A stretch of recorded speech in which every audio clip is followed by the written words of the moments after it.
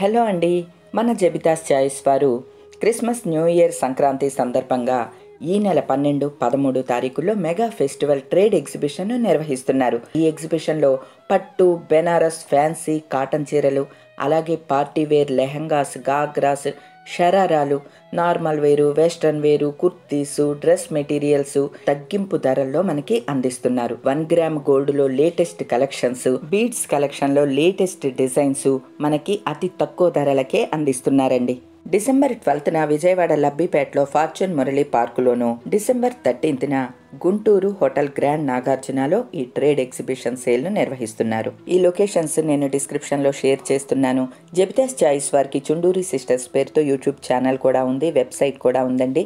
అన్నీ కూడా నేను డిస్క్రిప్షన్లో ఇస్తున్నాను, ఒకసారి చెక్ చేసేయండి. జబితాస్ చాయిస్ వారి మెగా ఫెస్టివల్ ట్రేడ్ ఎగ్జిబిషన్ సేల్లో తక్కువ ధరకే మంచి మంచి లేటెస్ట్ శారీస్ని షాపింగ్ చేసి ఈ పండుగల్ని మరింత ఆనందంగా జరుపుకోండి.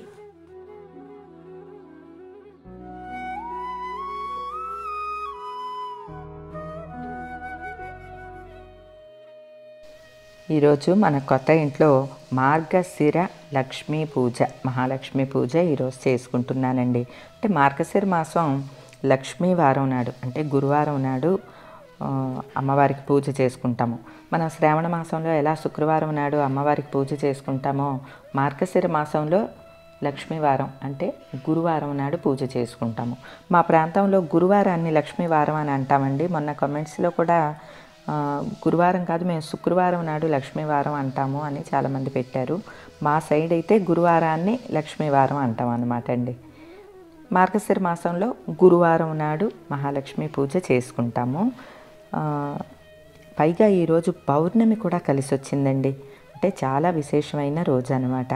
పౌర్ణమి రోజున మహాలక్ష్మీదేవిని పూజించడానికి అన్ని ఏర్పాట్లు చేసుకుంటున్నాను.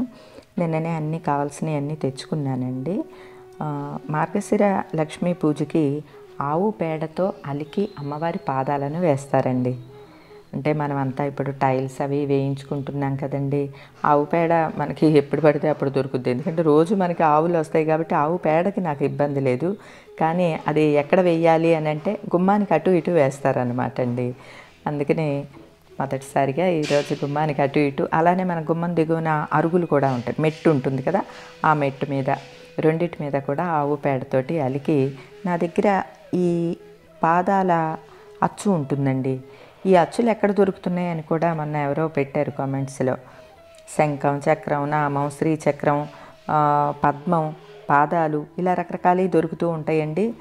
ఆ ప్లేట్ లాంటి దాంట్లో, ప్లాస్టిక్ దాంట్లో ముగ్గు పొడి వేసి జస్ట్ ఇలా టచ్ చేస్తే చాలు, చక్కగా ముగ్గు పడుతూ ఉంటుంది.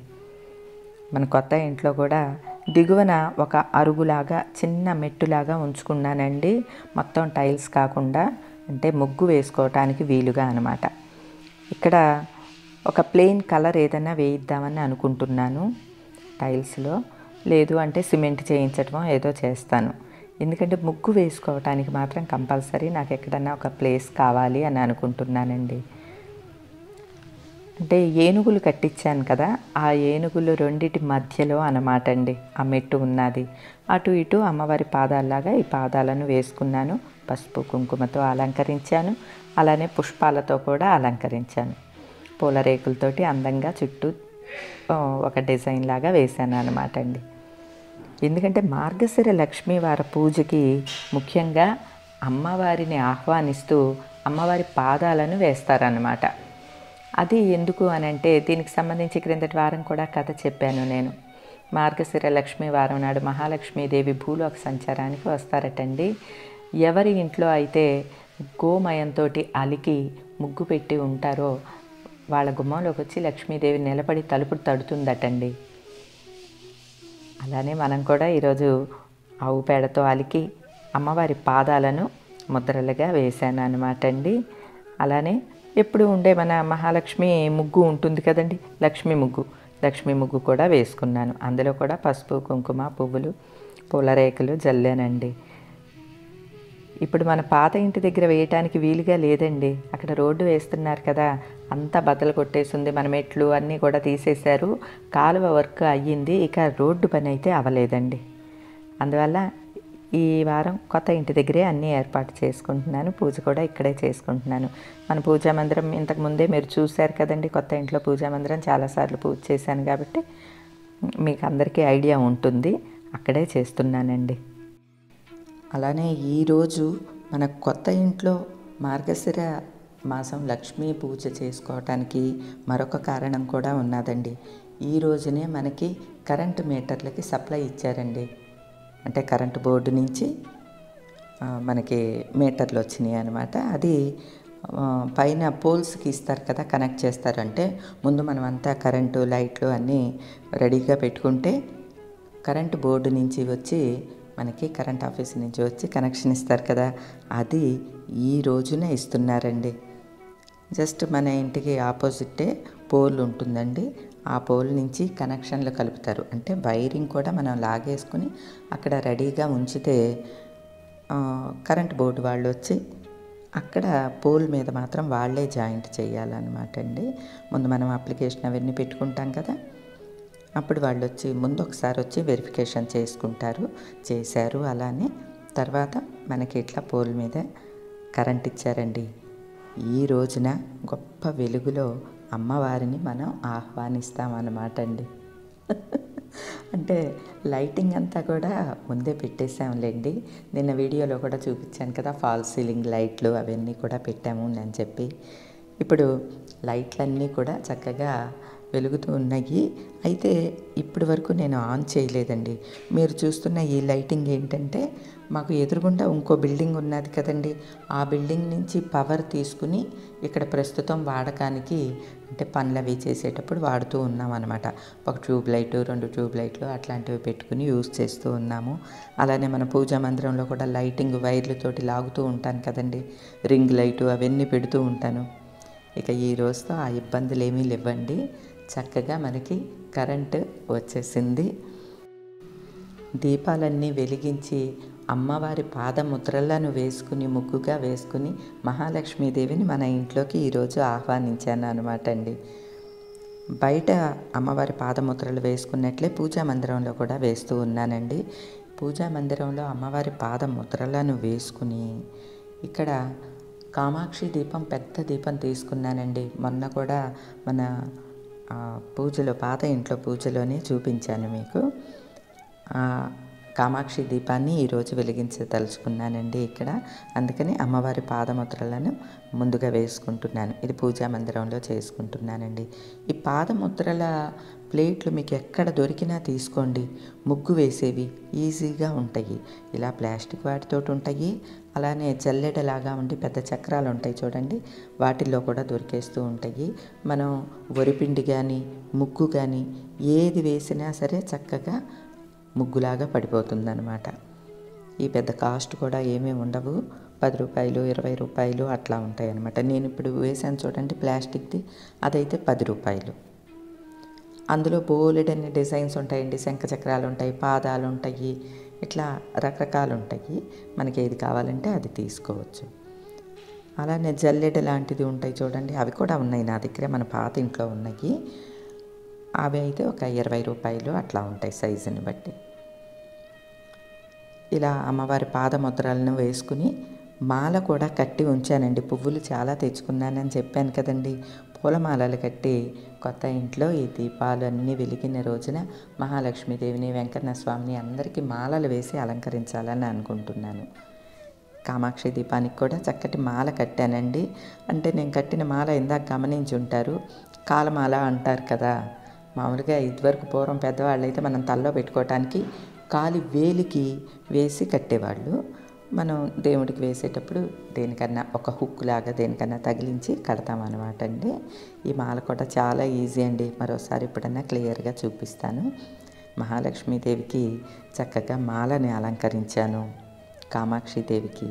అలానే ఆవిడికి నుదుటిన కుంకుమ దిద్ది పాదాలకు పసుపు రాసి మన ఇంట్లోకి ఆహ్వానించానండి. ఈ అమ్మవారి పాదాలను వేసుకోవటం ఏంటండి అని ఎవరన్నా అనుకోవచ్చు. మార్గశిర మాసంలో మహాలక్ష్మీదేవి భూలోక సంచారానికి విచ్చేస్తారటండి. మహాలక్ష్మీదేవి అంటే ఏంటండి? లక్ష్మీదేవి అంటే శుచి, శుభ్రం, మంచితనం, ఆరోగ్యం, ఆనందం ఇవన్నీ లక్ష్మీ స్వరూపాలేనండి. మహాలక్ష్మీదేవి విచ్చేయటం అంటే మనకి ఆనందాన్ని, ఆరోగ్యాన్ని, సుఖాన్ని, సంతోషాన్ని ఇవ్వటం అన్నమాట. ఆ తల్లి రావాలి అనంటే పరిశుభ్రమైన ప్రదేశంలోనే వస్తారటండి. దీనికి సంబంధించి కథను కూడా క్రిందటి వారం చెప్పానండి. మహాలక్ష్మీదేవి భూలోక సంచారానికి వచ్చినప్పుడు ఒక పేదరాలి ఇంటి ముందు ఆవు పేడతో అలికుంటే అక్కడ నిలబడ్డారటండి లక్ష్మీదేవి. గుమ్మం దాటి ఆవిడ పూజా మందిరంలోకి ప్రవేశించారట. మహాలక్ష్మీదేవి అన్ని వైభోగాలు ఇచ్చిన తర్వాత ఏంటి జరిగింది మిరాకిల్ అని ఎవరికీ తెలియలేదు. అప్పుడు ఆవు పేడలో అమ్మవారి పాదముద్రలు బంగారు వర్ణంలో మెరుస్తూ కనిపించాయటండి. ఓహో, మహాలక్ష్మీదేవి విచ్చేశారనమాట అని చెప్పి అలా అర్థమైందంటండి. దీనికి సంబంధించిన కథని ఆల్రెడీ నేను చెప్పి ఉన్నాను కాబట్టి ఈ విశేషం మాత్రమే చెప్తున్నాను. అందువలన తప్పనిసరిగా మార్గశిర లక్ష్మీవార పూజలో మహాలక్ష్మీదేవి పాదాలను ముగ్గుగా వేస్తారనమాట. అది కూడా ఆవు పేడ దొరకకపోతే పసుపు లేదా జేగురు ఆవు పేడగా భావించి వేస్తామన్నమాట అండి. అందుకని కంపల్సరీ అమ్మవారి పాదముద్రలను వేస్తారు. కృష్ణాష్టమికి కృష్ణయ్య పాదాలను ఎలా వేస్తామండి? అలాగా. ఒరిస్సా సైడ్ అయితే అల్పనా ముగ్గు అని వేస్తారండి. అంటే నాము సుత్తని కరగబెట్టి వేస్తాం కదా, దాంతో రకరకాల డిజైన్స్ వేస్తారు. మార్గశిర లక్ష్మీవార పూజ విశేషంగా చేస్తారండి. మన శ్రావణ మాసం చేసుకున్నంత గొప్పగా వాళ్ళు మార్గశిర మాసం చేసుకుంటారు. ఇప్పుడు ఆ ప్రాంతం ఈ ప్రాంతం అని లేదండి, అందరూ కూడా చక్కగా అన్ని పూజలు తెలుసుకుని చేస్తున్నారు కాబట్టి ఇది ఒక మంచి విషయం. కాబట్టి ప్రతి ఒక్కరూ అమ్మవారి పాదముద్రలను మహాలక్ష్మీ దేవిని ఆహ్వానిస్తూ లక్ష్మీవారం నాడు మార్గశిర మాసంలో వేసుకోండి.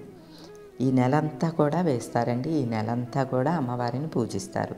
ప్రత్యేకించి గురువారం నాడు అమ్మవారిని పూజిస్తే చాలా మంచిదన్నమాట అండి. వీలైన వాళ్ళందరూ మార్గశిర మాసంలో తప్పనిసరిగా ఒక్క వారమైనా సరే అండి మహాలక్ష్మి పూజను చేసుకోండి. చాలా ఆనందం కలుగుతుంది, చాలా మంచి జరుగుతుందండి.